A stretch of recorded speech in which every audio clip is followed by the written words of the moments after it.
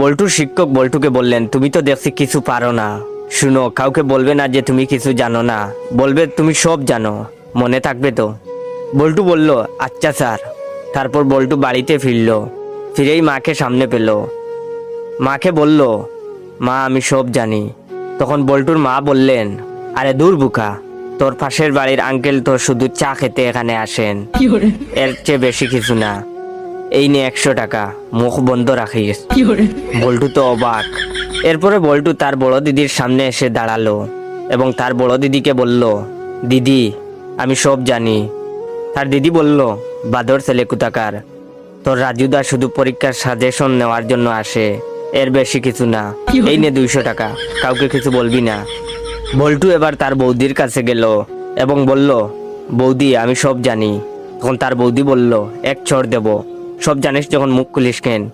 এই নে 500 টাকা।